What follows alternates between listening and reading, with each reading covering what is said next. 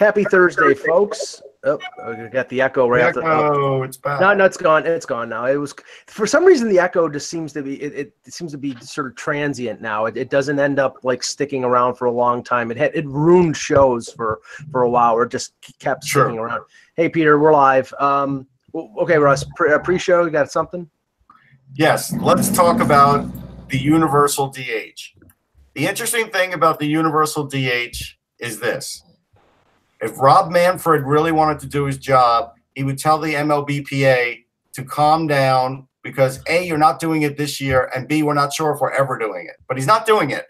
He's entertaining the idea, which I think is crazy. And baseball has already lost a lot of popularity in the U.S. Mm-hmm. And there are a lot of fans my age and older that are National League fans that like the way it is. It's old-time baseball. You have to bunt once in a while. You have to decide to take out a good starter for a pinch hitter once in a while if you need the offense. You have to sometimes leave your pitcher in longer if you want to preserve a game.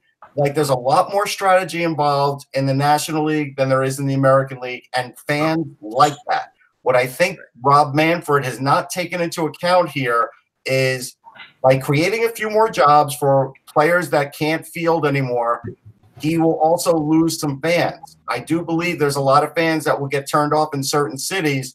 Mm-hmm. I know that the 20 and 30-year-olds are okay with it, and I know like there's some 40-year-olds that are just sort of resigned to it because Manfred has sort of beat them over the head by saying it's going to happen. But I think people should fight it. I'm not for it at all. Yeah, I'm old and I'm with Russ on this. I like the difference between the leagues. I can remember when there was a mystery between the two leagues because they never played, and I miss that. And that's my grandson, if you ever. He wants part of the webcast too. Yeah, well, apparently he does not. Also, he shares my belief that we can't allow a universal DH. So. Russ, all I think as a Mets fan, you should probably want a DH. Why? Because they signed Robinson Cano, who's old. Because Robinson Cano will be the DH in about a year because he can't do anything. Right. I mean, so Kev. I think the most interesting rule. I thought you were going to bring up this too. No, you can bring it up. Go ahead. The rule change that I think is really dramatic, if it went through, is you got to pitch the three batters. Right. Like, holy cow! That brings the game back to the old days. And the only problem I have with it is, as kind of a union guy, like that puts some guys out of business. It does. Like there are players in this league who can really are only good for a left-handed versus left-handed matchup for one batter at a time. And so Jerry Blevins is one of those guys. He's a reliever. Yeah. He's that guy. Yeah, a lot of them. Michael Kay, the Yankees announcer, said Randy Choate, who I think he was with the Tigers at one point. I know he was with the Yankees at one point. He's like a one batter guy, and you eliminate the one batter guy if that happens, and it also would make games a lot quicker after August 31st when the rosters expand and these managers will pull out one guy, go left right because he's got basically an unlimited bullpen. Well, but you know what? You don't have to go to the pitching management of that. All you have to do is go to the roster management of that and say, hey, we don't care if you rotate your roster, but you're only allowed to have X amount of pitchers on your roster at one time, even in September. The other guy's got to ride the bench. That's all. Well, I mean, actually, what I think is a good idea is, yes, you can expand your roster to 40, but you can only have 25 active, sort of like the NHL where you have 20. Rotate them around. Exactly. Well, I think there's a proposal out there of a 14 and 12, 26-person roster, 14 hitters. I don't know whether Russ feels the same way, but generally he and I feel the same about baseball. But I miss the days when, there were more hitters available to you. In the AL, they hardly have any hitters available to them. What you see in your lineup is what you get, with the exception of a couple of changes where, the 14 and 12 kind of intrigues me. I wouldn't even mind going to just keep the 25 and go 14 and 11, Yeah. You just got to deal with the pitching you got.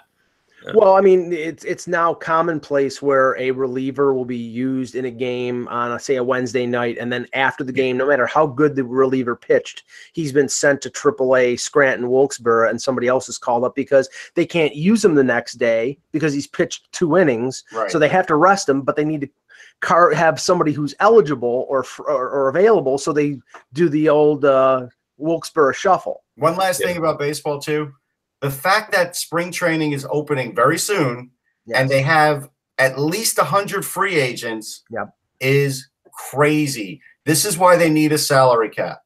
You can't keep going this way, because if you had a minimum cap at best, a lot of those teams that just sort of want to live off the luxury tax and spend low as they can wouldn't be able to live that way anymore. And they would have to sign more players. It would solve a lot. It would.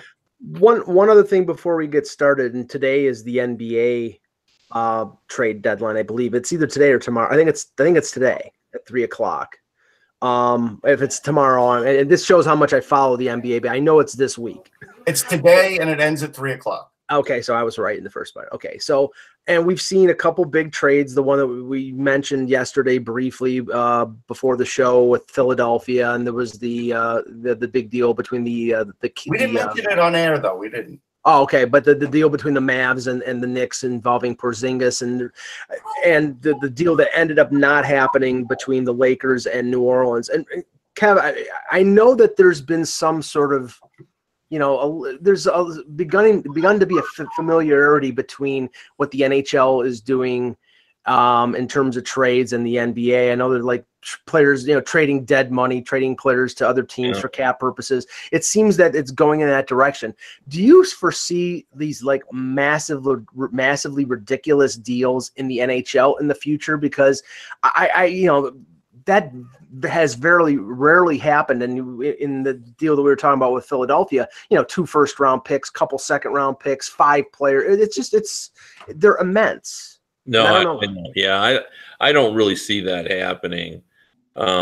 Just because the way the system is sort of evolved is, to me, is actually a good thing. I think we've still sort of preserved the NHL trade deadline is still being important, and it's still all about preparing your team for the playoffs. We don't have any level of goofiness that goes with it, and I don't see any changes. The one thing that's not been talked about much is for the first time, we're having these discussions now to prevent a reopening of the collective bargaining agreement, and essentially the league wants nothing. They're not looking for any takebacks. And how long has it been? 20 some years since they haven't gone into a negotiation. They just want to preserve what it is because they like how it's going. And to be honest, I've talked to a few players and they like how it's going too. When have we ever had that? Are there issues? Well, for sure, but there's always going to be issues. The escrow is one, but that's complicated. And so for that reason, I don't see anything changing in the league real dramatically, provided that they figure out a way to prevent the Players Association from opening up this CBA. I will say, for the NBA thing, the interesting thing about it is they're doing something the NHL is doing the opposite of. They're throwing around first-round picks like they're going out of style. The 76ers, other clubs, to get out of financial debt and get players, even as a UFA, they're giving up a lot.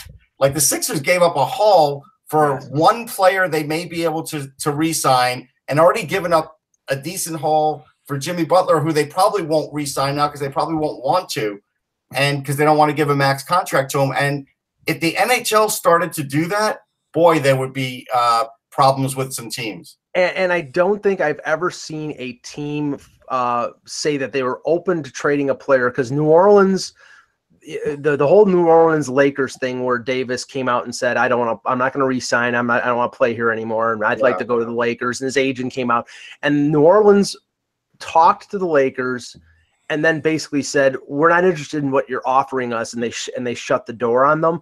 I mean, that was a little bit like, okay, Anthony, you may have a little bit of influence because you have only a year left on your contract after this season, but we're not going to give you what you want. And we're not going to give Magic Johnson and LeBron James everything they want because they're LeBron James, Magic Johnson, and the Lakers. Right. I mean, it may be bad in the long run for the Pelicans, but that's the thing. It's like these teams that are the lower lights in the league, they can't just bow and scrape to these big market teams. I mean, it makes the league a joke if they do that. Yeah.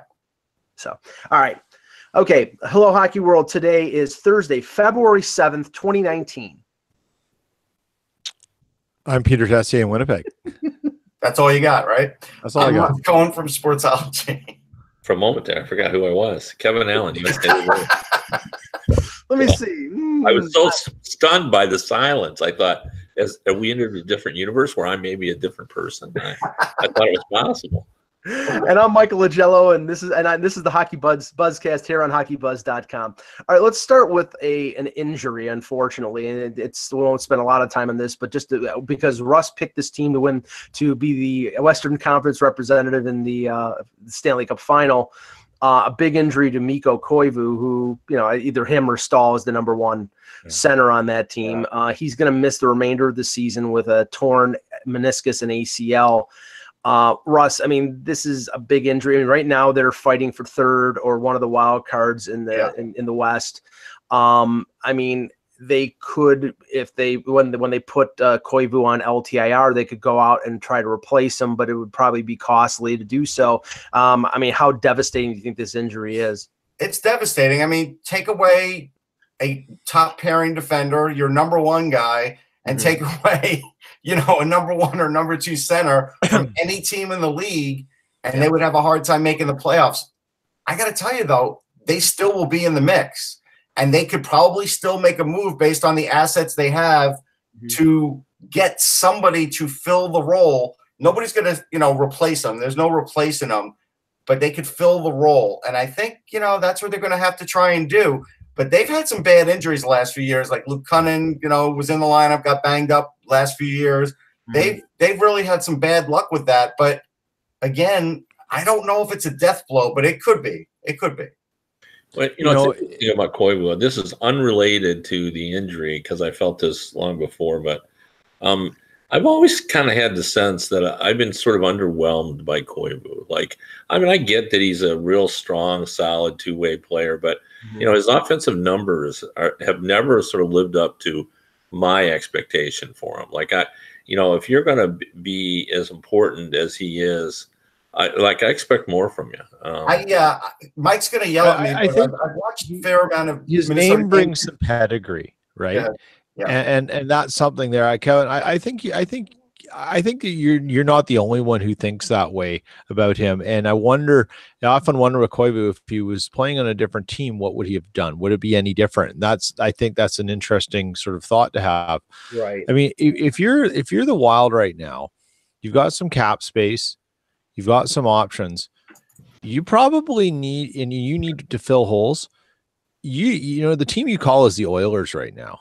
Oh yeah, because what you could probably extract something out of them for not much money just because you'd be doing them such a big favor. And they're waving guys left, right, and center to be cap compliant. So I mean, that's who you call, and you can probably get your help out of them somehow. Well, they might. Go ahead. Well, I just wanted to bring this up because I may have misread this because I was trying to read between the lines. But anybody see Mike Russo? And we all know Mike Russo is a terrific reporter. Sure. And he had the Q&A with Fenton, the general manager. And I don't know whether I'm reading too much between the lines, but I almost felt like Paul Fenton was saying, this team really isn't good enough, and we don't have much coming. Right. Did he say that, or am I? I didn't see the quote. I don't think he's completely wrong. I don't think there's a lot coming unless Kaprizov can come over. If Kaprizov comes over, that's a massive shot in the arm, right? But that's a long shot.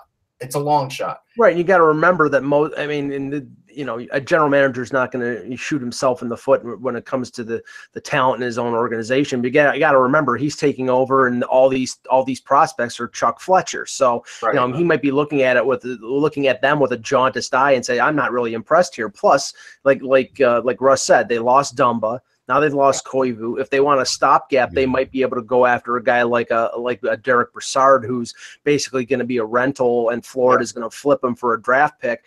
But to your point, Kevin, if they don't think that they're close enough to be able to beat a Nashville or a Winnipeg, and those are the big impediments, then why waste future assets to get a stopgap when you don't think you can beat those teams anyway? Well, yeah, that was the reason I brought it up, because again, I was reading between the lines, and I'm always a little leery when I do that, but because he didn't say it exactly like that, but that's how I felt. But the other issue here that I wanted to ask is, do you think that Paul Fenton sold himself to Craig Leopold under that thinking? Or did he say, oh, we're close and I'll make the adjustments and then we'll get into it? If I had to guess, I'd guess the latter. I would guess the latter, but yeah.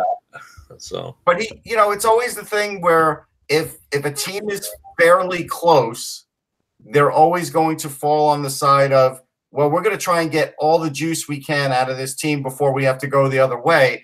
I'm looking at their system, and really, yeah, most guys that are up are up. The last two drafts were pretty good, but nobody's going to jet to the top. But like Jack McBain, as an example, is going to be playing in the Beanpot final and for BC, and that's good. But nobody's jumping up like that. So really, Kaprizov is the last guy from that. Unfortunately, this is where they could really use Alex Tuch, and this is where it was unfortunate they did what they did with Vegas, and I pointed that out pretty quickly that I don't know if it was worth losing Tuch, but they did it to preserve their defense, and now they probably could really use Tuch. They're going to probably rent a center, and they're going to give it a go. But I think Fenton's not going to break the bank, and I think that's what he probably was getting at, Kevin. Yeah, and they've made these tinkering moves. They get Aberg from Anaheim. They've moved Patterson up into the top four because Dumba's out. They added Brad Hunt. They claimed Anthony Potato on waiver. So that they're not satisfied with the depth of their blue line with Dumba out because they've made a couple acquisitions. It puts more pressure on Dubnyk, and it puts a lot of pressure on guys like Parise and Suter who eat up a ton of minutes. So I just don't know whether it was, and I'm not making fun of you, Russ, because you thought that, in terms of the Wild going as far as they were going to. Yeah, with their full roster. Yeah, I get it.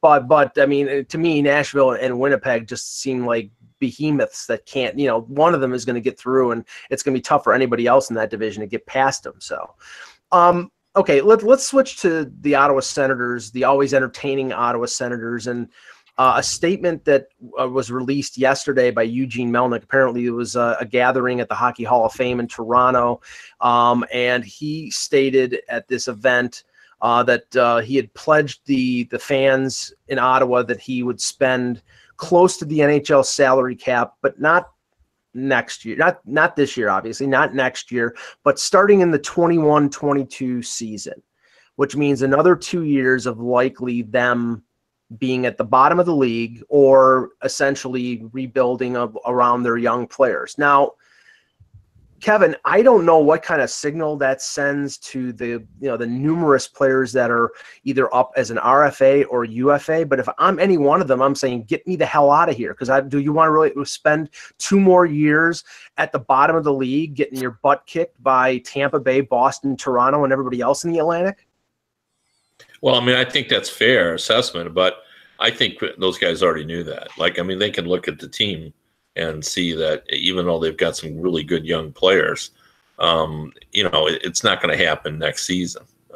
So I think they kind of knew that. It's going to be interesting to see what those guys do, and I think they're the key to the trade deadline. Those are the guys. It's all about the Senators and who they can help. I just can't imagine David Poile not calling and trying to wrestle one of those two, at least Duchesne or Stone, out of there to try to fix his second line to try to compete with the Winnipeg Jets, because right now, their defense is certainly good enough to compete with the Jets. Their goaltending is good enough, certainly, but where they lack is beyond that first line, which is a really strong line. They just don't have the offensive depth, and that second line just has been inconsistent, and they just don't have the star power to match up. And if you add a Stone or a Duchesne to that mix, suddenly it looks a little better. Yeah, the Preds sort of did do something, though. They added size, because if you go back and look at that series last year between Nashville and Winnipeg, they got ground down a little bit as it went on. The Jets didn't come out feeling much better, but it appears Poyle is looking at that saying, I need to get some size on my roster. So he brings in Boyle and McLeod, right? So the interesting thing with Stone is that through a reasonably solid source who I chat with has said all things say that the Jets are kicking tires on Stone in a very serious manner, like, are more than kicking tires. They're serious about trying to land him. I don't know what that means from an asset departure point. It obviously starts with the first round pick and goes from there. We all know that. And I don't know what it means from a long-term thing, because I think the Jets think long-term, believing they can sign someone. So signing Mark Stone long-term is going to be very costly. And I don't know how you fit that in their cap situation, but from people who I trust, there's definitely some smoke to this for sure. Well, whether it happens is another thing, but they are looking at him. And if they should land Mark Stone, the question then becomes, do the teams, and we've talked about this before, do they get into a bit of an arms race? Yeah. Well, I think, Peter, I think here's what will probably happen with them. They'll have a quick negotiation with Stone and his agent to see if they're in the ballpark for wanting to sign him for beyond this year. And if they think they can do it, then I think Chevrolet will move the assets. I don't think he'll give the assets Ottawa's looking for if it's a pure rental. I don't think that'll happen at all. But if you were talking about affording, I think what would happen is I think Little will probably get traded at the draft. And then what will happen is with the cap going up, then I think they could absorb it. So I don't think that's the worst situation. I think it's a great landing spot for him. I honestly think both he and Duchesne are going to go now, because I don't think either one of them are going to want to wait till year 3, right, until the team spends close to the cap. And even at that point, that doesn't mean you're still going to be in contention. So they could go 4 or 5 years in their deals before they're ever in contention. And I don't think either one of them wants that. Right. And we're talking about 2 players in their mid-20s who, other than the conference final run that the Sens had a few years ago against Pittsburgh, the Stone hasn't had much playoff glory. Same thing with Duchesne. I made the playoffs a couple times with Colorado, but hasn't really, so are they going to on purpose? I mean, they'll get the money. That's all great, but are they going to on purpose go to a team that says they're not going to spend to the cap for a couple of years, and they have, like I said, you have the possibility of being behind Boston, Tampa, Toronto, Florida if they go in and get Bobrovsky and Panarin in the summer, which is, that's been rumored, but who knows? But there's a sizable block of really good teams in that division. And how the hell are you going to make the playoffs or even have any success in the Eastern Conference with that sort of mindset that the Senators seem to be having right now? And they're going to have a young goalie in Gustafsson, so he's going to have to find his way too. Sure. But if you look at the Eastern Conference, though, Mike, and then you look specifically at the Atlantic, you have the Leafs, you have the Lightning, you have the Bruins.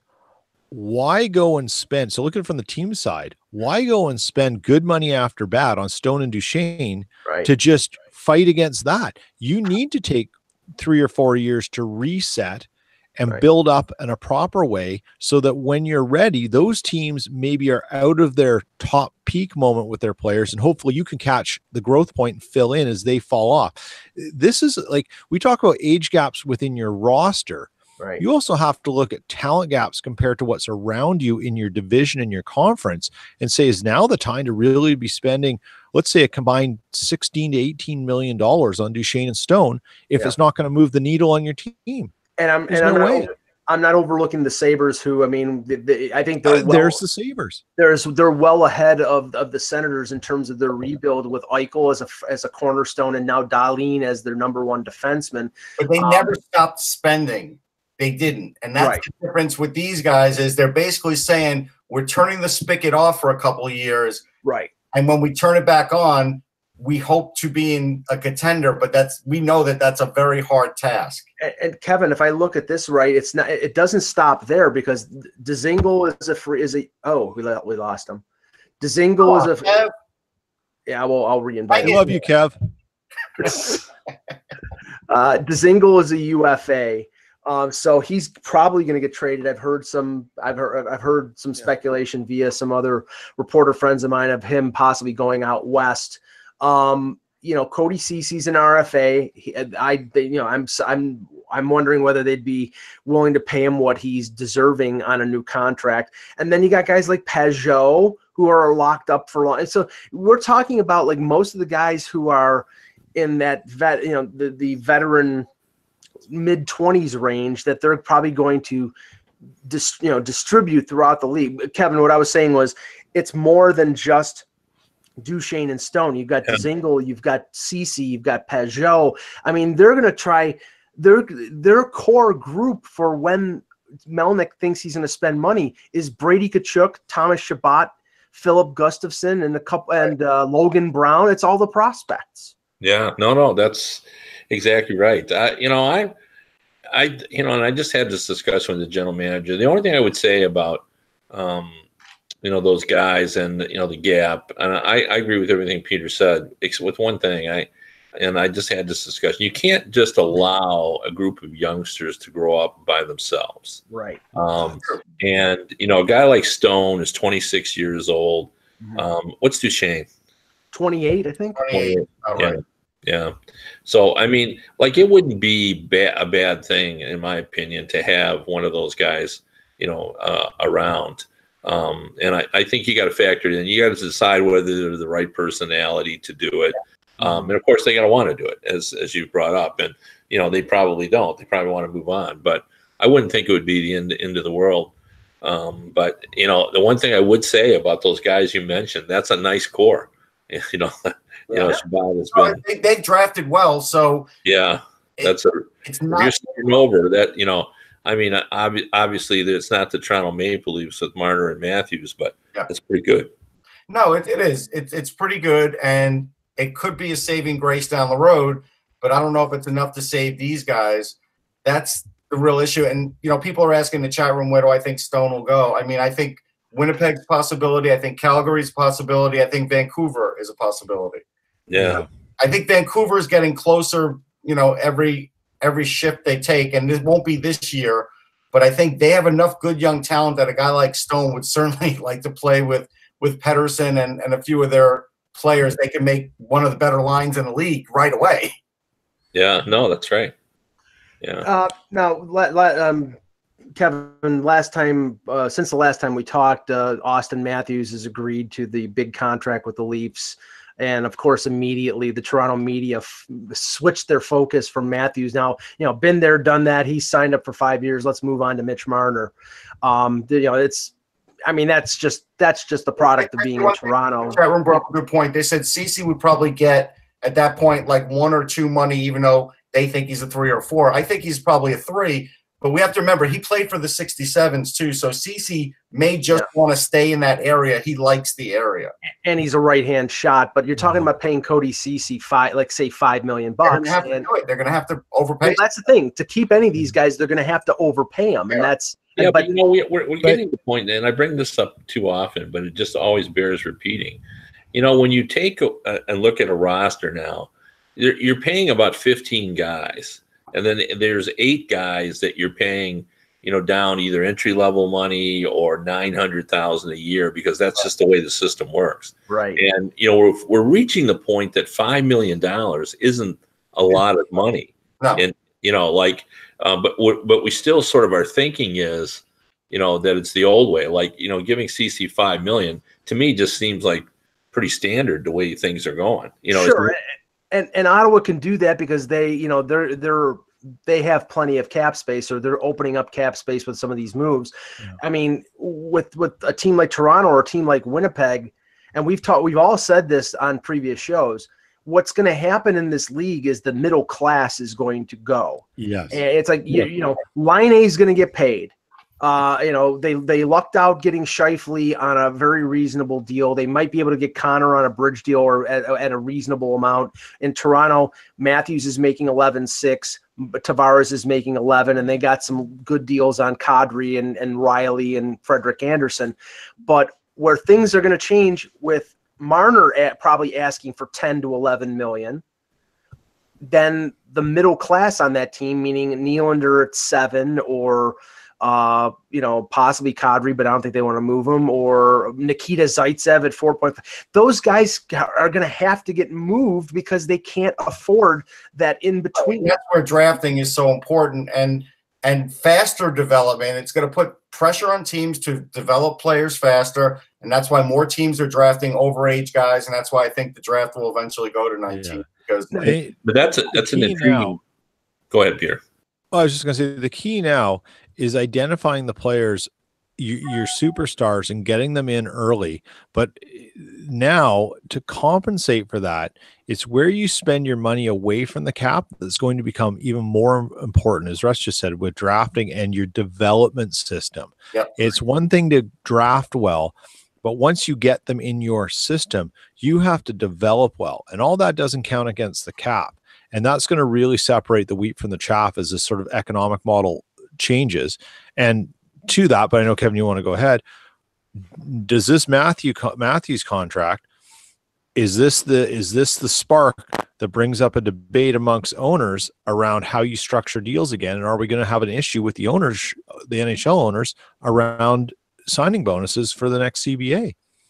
Well, we won't, in this reopener. I don't know what will happen if they don't reopen and we go the whole length of this contract, because traditionally they want to reduce the length of contracts that they offer, to be sure. But I think it really is now interesting now that we know for sure where the money's going, because I think, you're right, Mike. It has to be $10-11 million. So we're going to be paying $33 million for 3 players. Right. And then you're adding in, Nylander and Anderson and all the guys you said. And it's pretty clear that one of 3 players has to go. Like, I don't see them trading Kadri. I don't see them moving any of the defensemen. Nope. That they have a holdover. They've clearly lost to Gardner. They're going to have to replace him inexpensively. So yep. Either you figure out a way to move Marleau, which I think is risky business because of his relationship with Matthews. Yeah. Or you look at Kapanen or a Nylander, and those are hard. That's a hard decision. I would move Nylander first, and we talked about it for a lot of reasons, the bonus and everything else. And right.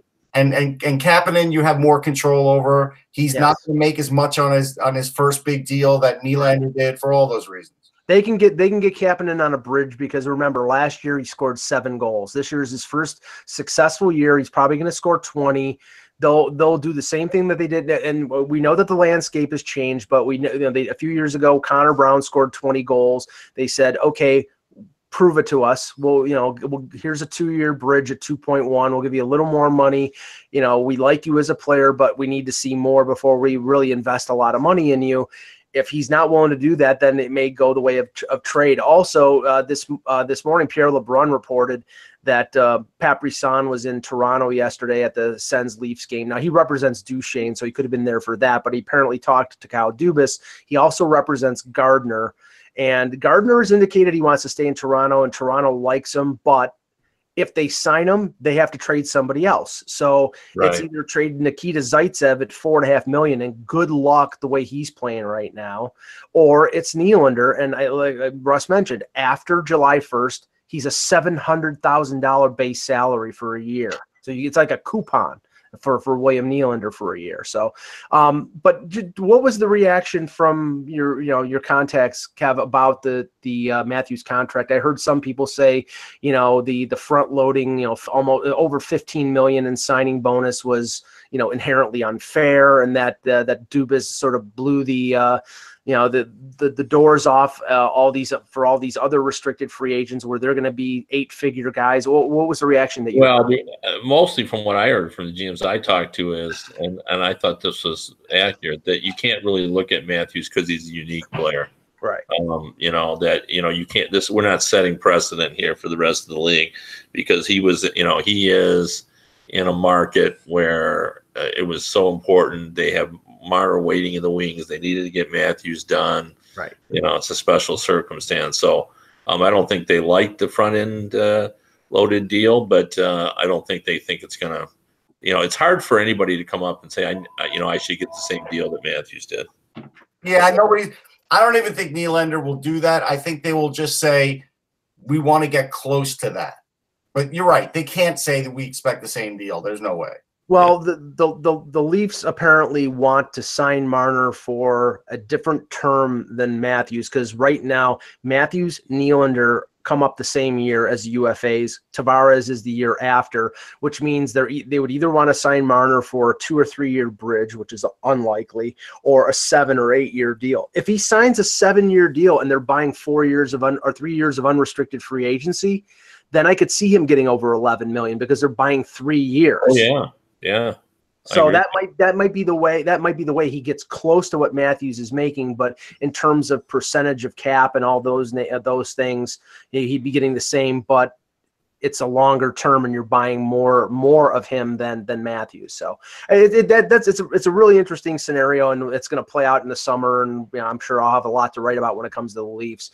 Kev, the one team that continues to sort of baffle me is the Edmonton Oilers.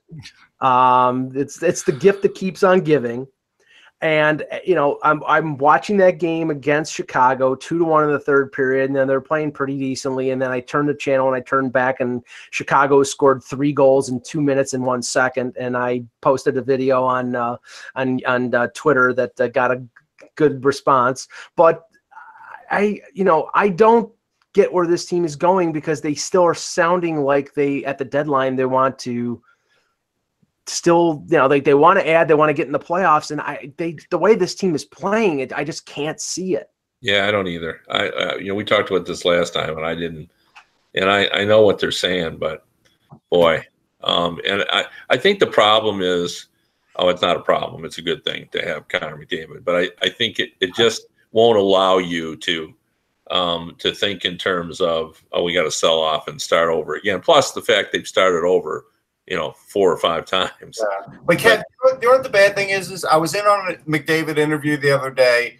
He had gotten his 30th goal, so now he's got 3 seasons with 30 or more goals early in his career, and he couldn't even enjoy it. He couldn't even say, that was fun for me to do. He had to act like, it doesn't matter because we only got a point, because of just the way the environment is there. Like, that's lousy that a player of that caliber can't even really, seem to enjoy what he's doing as much as he should.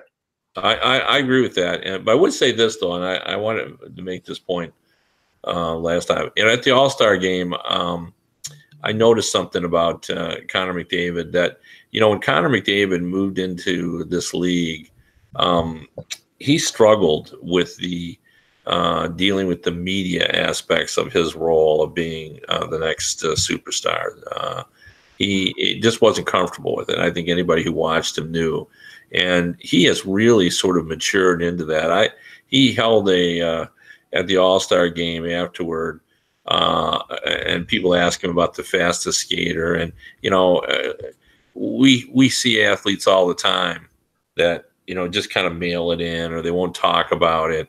I know in Toronto, when Morgan Riley was so hot, there was so much frustration about the fact that he wouldn't play along, that he wouldn't talk about the Bobby Orr streak and all that. And we had that discussion about whether that's important. Well, Austin Matthews has figured out what he needs to do as a league spokesman. And, now he plays along. He had a great quote about,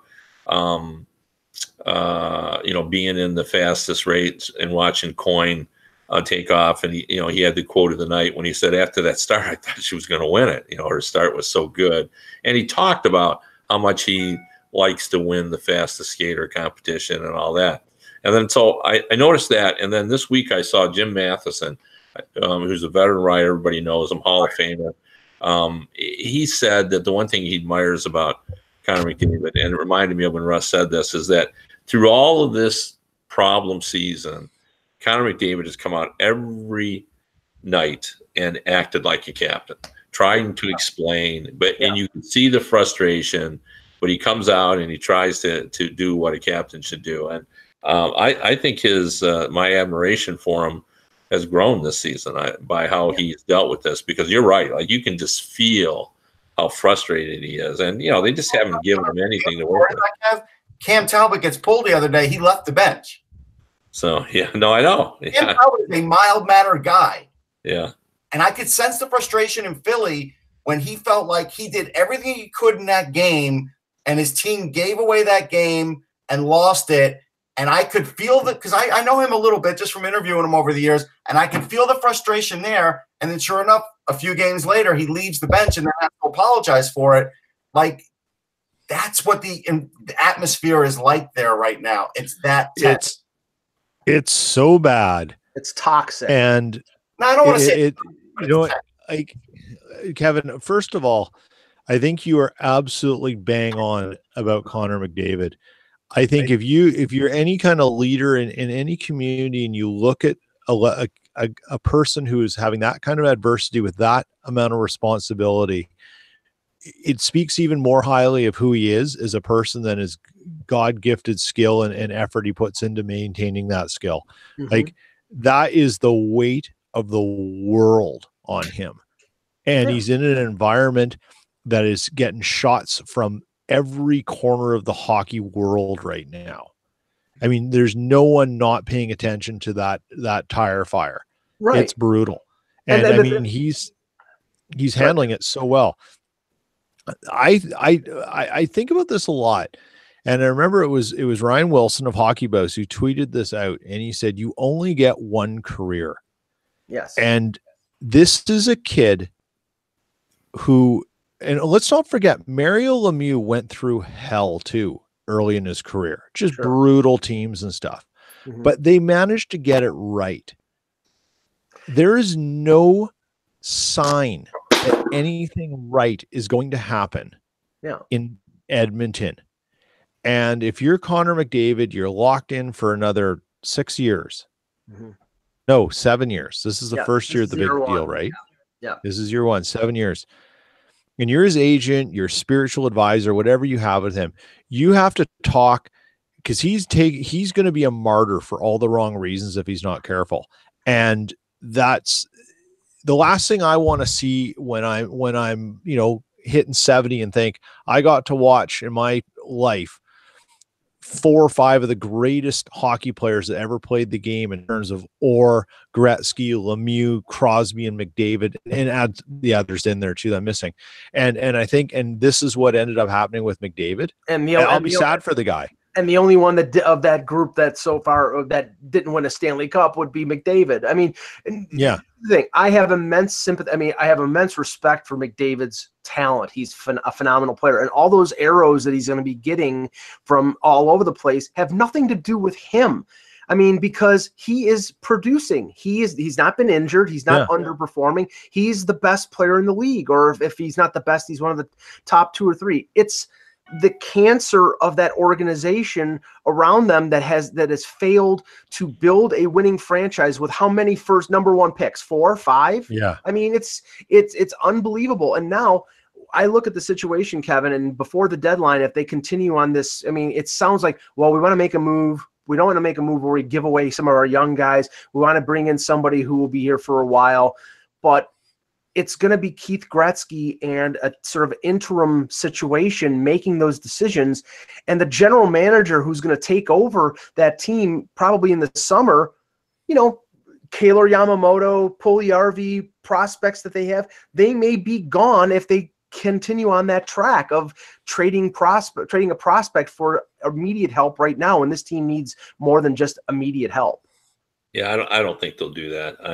I just don't see them doing that. I don't think anybody who's a decent prospect will be gone. I think smarter heads will prevail on this. So, but sorry, Kevin. Yeah, but I just think that the most frustrating aspect for the fans is they've seen this too many times. Like, what we've seen in the last 8 years or so is a willingness of fan bases to accept a rebuild. Mm-hmm. But in Edmonton, this has been going on for more than a decade.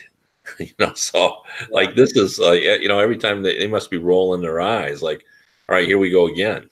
So I don't know. The problem with Peter's story with Connor McDavid is he forgot to end it by saying when he's like 37 years old, he'll either be on the Leafs or the Rangers because that's where they all end up. yeah. No, that's right. Yeah. Yeah. He'll be the number 2 center behind Austin Matthews. Now, one team that's still at the bottom of the West but has won 5 games in a row is the Blackhawks, and they're an interesting story, Kev, because it came out a couple days ago that Brent Seabrook was asked to waive his no-move clause, and he said no. And the report, I think it was Mark Lazarus who reported it, said they were going to talk to Duncan Keith next. Okay, I mean, again, I don't know how Stan Bowman digs himself out of the mess that's there. He's done a pretty good job bringing in some young players. I think Strome has done fairly well since they got him. Yeah. Him with DeBrincat.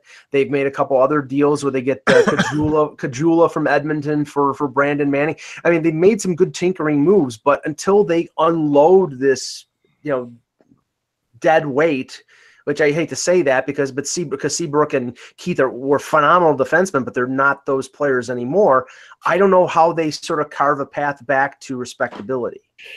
Yeah, it's difficult. I mean, if you start listing the coaches and GMs that are on the hot seat, Stan Bowman's at the top of the list. I mean, when Joel Quenneville was let go, there were so many people around the league who sent me a text, and I mean league people who said, Stan Bowman won't be far behind. That McDonough will clean house, and I like some of their younger players, but he's got the trickiest problem of all because the hardest thing to do is to rebuild on the fly, but he has to do it with, you said, with just big contracts that are just not producing, and you can't get rid of them. I mean, you can't buy out that many years, and Duncan Keith, I mean, they're just going in slow motion, it seems like some nights when I'm watching. So and Corey Crawford is continually getting, I mean, I hope he can get healthy, but he comes back and then he's out, and they're going with Cam Ward and was it Colin Delia is their other goaltender. So, I mean, it may be a statement of the Western Conference that Chicago is still in it with the struggles that they've had, but it just seems that, I mean, I don't know. It'll take some sort of magician to sort of get out of that situation. No, I agree. If I'm them, I go shopping for college free agents because there's quite a few that are going to be out there this year and next.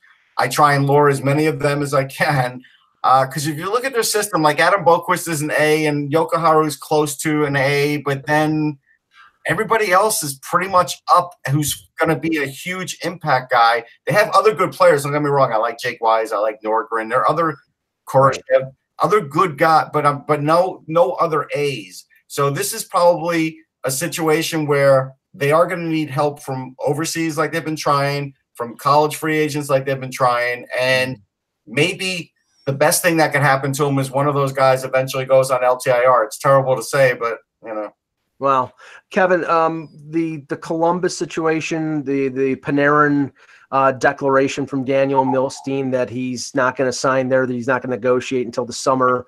We've sort of gone back and forth throughout the year about, well, should they trade him? Will they trade him? Will they not trade him? Will he stay?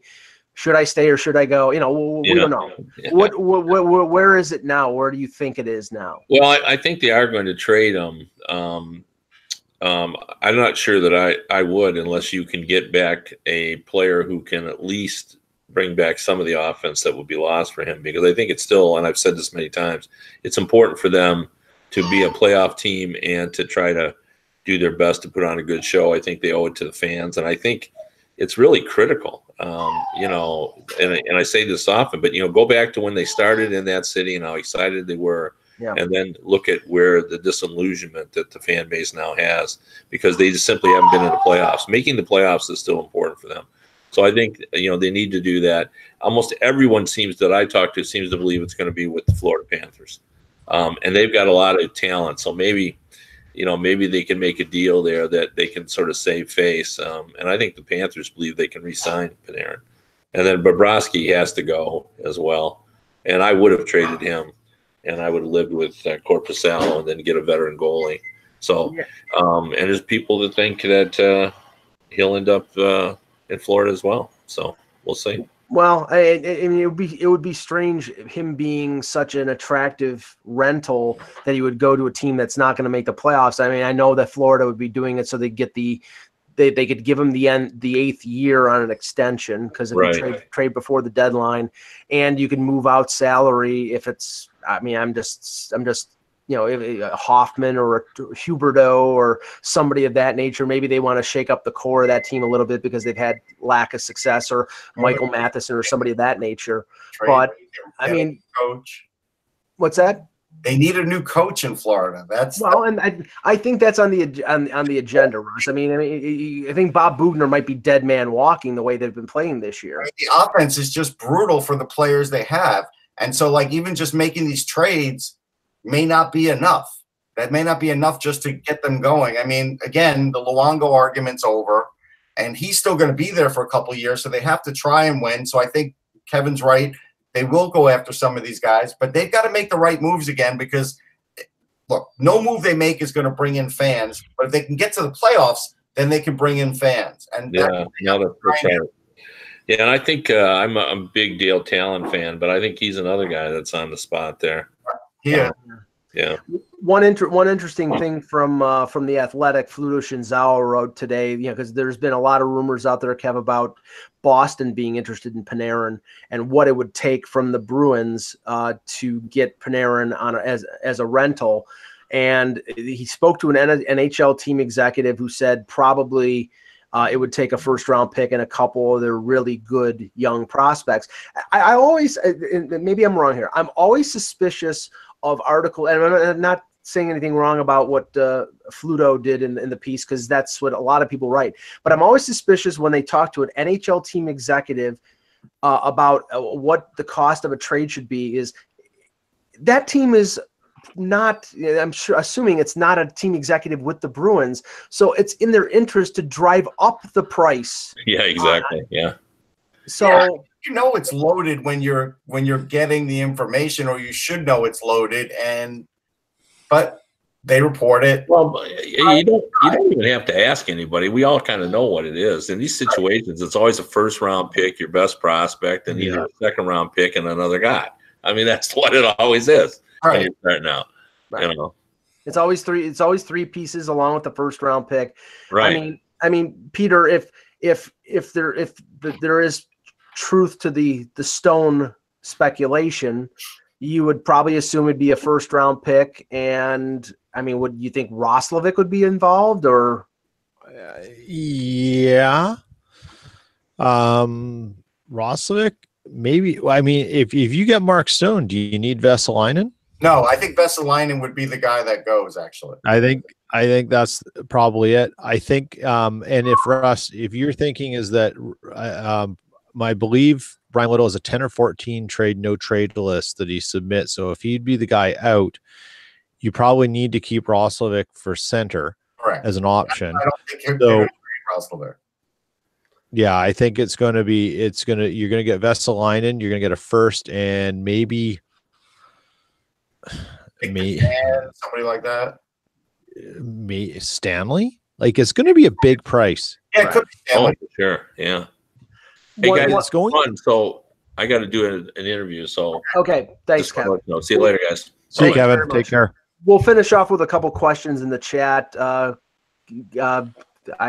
signaled earlier in the show we would be answering a couple questions, so throw a few in there. Yeah, by the way, Toronto fans in the NBA, they acquired Marc Gasol from the Memphis. Talk about the stupidest name, the Memphis Grizzlies. It's like the Utah Jazz. It's like, come on. They should just rename the team when they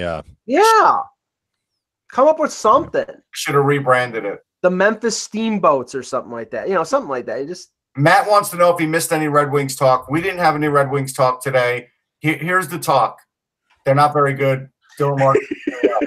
All right. Here you go, Matt. Sorry. They suck. Sorry. No. No, just what Kevin said the last time. He's not sure if they're trading Nyquist. He's not sure if they're trading Jimmy Howard. They want to probably re-sign Jimmy Howard based on how well he's played this year. Kronval apparently has expressed some interest in staying and re-signing. So it sounds like they might move the Thomas Vaneks and a couple other UFAs, but not the guys that they'd get a big return on. So Jason, pretty much a good question that I just gave him a brief answer in the chat room, but I'll give a longer answer here. He asked if Noah Cates is under the radar for a prospect for the Flyers, feel like he could be a better Lindblom. I don't think he's better than Lindblom because I think the way Lindblom plays along the wall, that extra strength and toughness, I don't think Cates will have. But Cates has fairly good speed that needs to still get better for the NHL. He has really good hands, very, very good hands, and he's really smart. I've seen him play a good all-around game, and I've seen him score some pretty good goals. So I think he's just under, somebody what Lindblom would be. But again, he's a long-term guy because they got him at a high school, right? So that's a guy that don't expect to see for a while. But I do think he's progressing. I do. All right, let's see.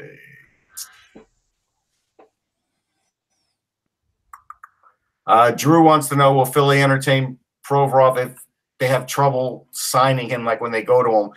I don't think they'd move him in anything like this deadline or during this season. But I think if they have discussions and they get nowhere near each other, then maybe he gets floated at the draft. But I still think that's a long shot. I don't expect that to happen. But now that he's playing better, he might go back to his older, higher demands that he was at the beginning of the season with Hextall. And so I don't, that's a situation worth watching. Well, I mean, that's a question of here's an RFA. He's 21 or 22. He's had two pretty good seasons. He's a number one defenseman. He's a right-hand shot. I mean, you're starting probably on an 8-year deal at Ekblad money, 7.5. Maybe they do. Maybe the trend is what the Leafs did with Matthews in the sense of term, 5 years. And a lot of these RFAs may go 5 years because, these teams don't want to occupy too much of the cap on one guy. I mean, it all depends on whether they, how much they like him. I mean, I wouldn't complain if I got Provorov at 7.5 or 5 years. I'd run to the bank. True.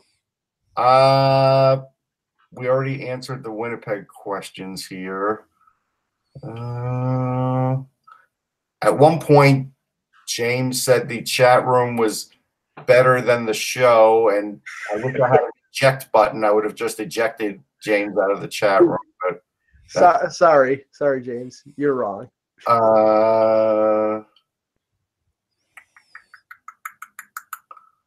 Yeah, I think. Hold on, I'm gonna go to the bottom now. I'll give it one more churn here. No Thomas, no Leaf question from Thomas. Let's see. No, wait, hold on.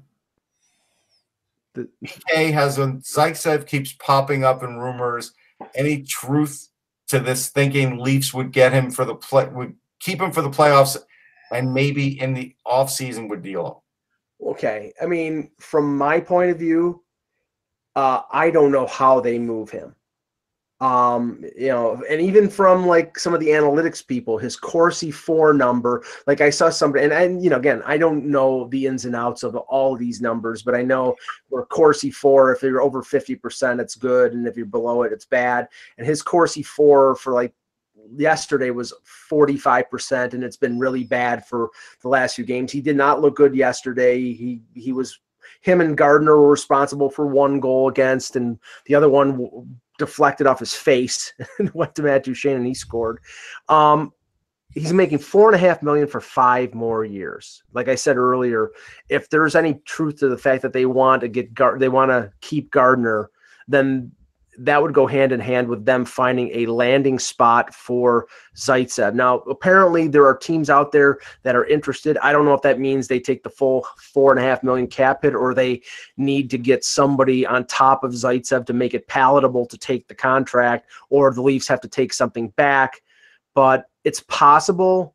But I'm in the camp of if Dubas can move him without taking anything bad back, he's GM of the year because I don't know how he does it. All right, Mike, we got 2 more questions. One of the questions is, are you going to wear gray tomorrow? I wore blue yesterday.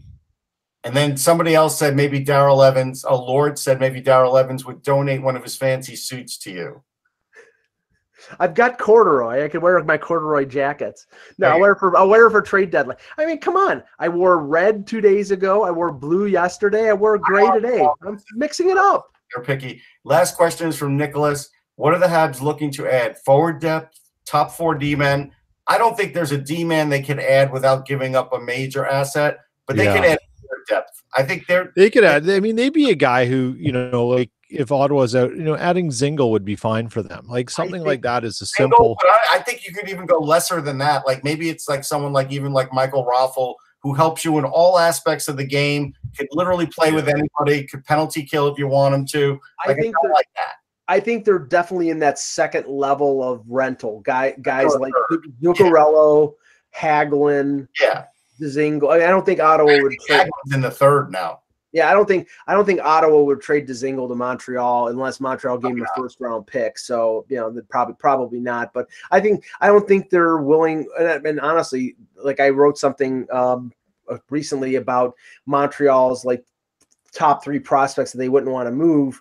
And honestly, of the teams that I've done so far, there's other than Paling, there wasn't anybody that I would like really, it would pain me to move. I mean, Noah Juleson. I mean, so I don't know. Simmons to the Habs. I don't think the Habs want to give up that much. No. Simmons is automatically a number 1 in something. Yeah. Ferland might be a conditional number 1. No way. I would never. Oh. I know. Well, I'm Russ. I'm just telling you what's been out there. I mean, I agree. I mean, he's had one really good year, and he's the type of player that teams are looking for because he's a big guy. So, that might escalate the prices, but we'll see. All right. Last question. Dukestra47 wants to hear trade rumors about the Sharks. I mean, is it possible? They got nothing to trade. Is it no? Hold on. Is it possible they trade Sharky for Gritty?